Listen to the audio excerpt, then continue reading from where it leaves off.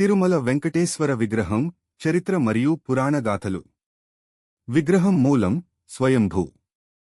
తిరుమల వెంకటేశ్వర విగ్రహం స్వయంభూ అంటే మానవ నిర్మితం కాదు, స్వయంగా ప్రకటితమైనదని పురాణాలు చెబుతాయి. వరాహ పురాణం ప్రకారం కలియుగంలో మానవుల కోష్టానికి శ్రీ మహావిష్ణువు స్వయంగా ఈ రూపంలో వెంకటాద్రి పర్వతంపై వెలిశాడు. ఆది శేషుడు శేషాచలంగా, గరుడు వెంకటాద్రిలో కొండగా మారారని గాథ. తడిగా ఉండే విగ్రహం చారిత్రక నేపథ్యం.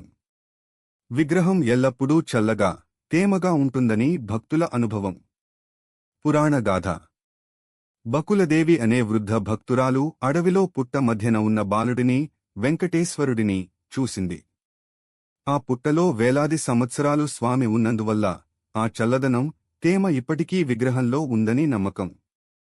ఆచారపరంగా దేవస్థానం రోజూ విగ్రహానికి పచ్చ కర్పూరం, కస్తూరి, గంధం లేపనం చేస్తుంది.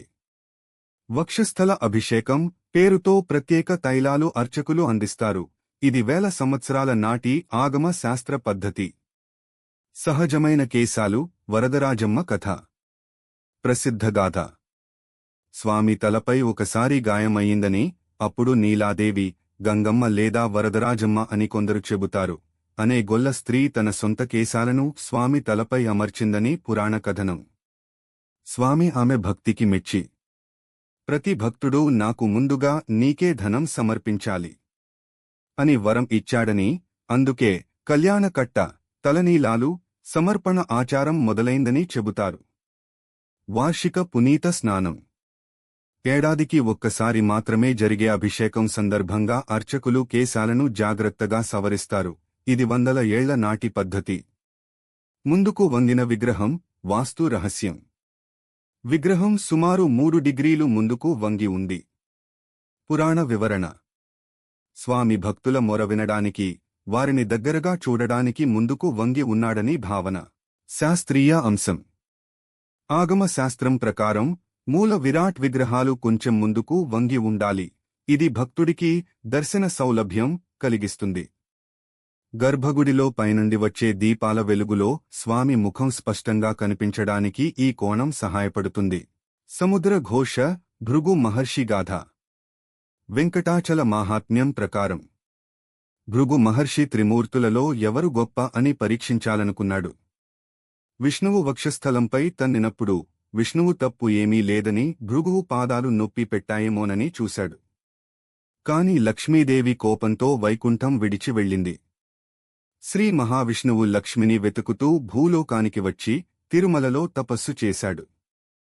అందుకే విగ్రహం వక్షస్థలంలో లక్ష్మి ఉన్నా ఆమె వేరుగా కొలువై ఉంది, తిరుచానూరులో పద్మావతిగా.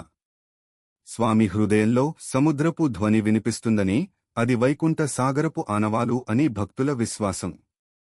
జీవంగా ఉన్న స్వామి నిత్య సేవల చరిత్ర. తిరుమల వెంకటేశ్వరుడిని నిత్య జాగ్రత్ దేవత, ఎల్లప్పుడూ మెలకువగా ఉన్న దైవం అని పిలుస్తారు. చారిత్రక ఆచారాలు. సేవ సమయం అర్థం. సుప్రభాతం తెల్లవారుజామున స్వామిని మేల్కొల్పడం.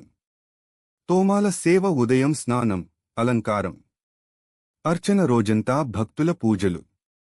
ఏకాంత సేవ రాత్రి స్వామి విశ్రాంతి.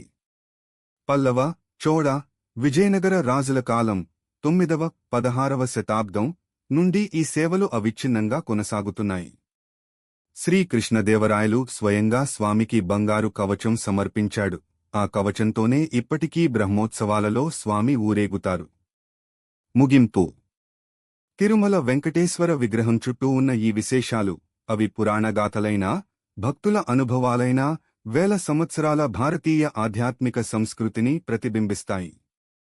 శాస్త్రీయంగా నిరూపించబడని అంశాలు ఉన్నా, లక్షలాది భక్తుల విశ్వాసం, దేవస్థానం పాటించే కఠినమైన ఆగమ పద్ధతులు, ఇవన్నీ కలిసి తిరుమలను ప్రపంచంలోనే అత్యంత సందర్శనీయ పుణ్యక్షేత్రంగా నిలబెట్టాయి.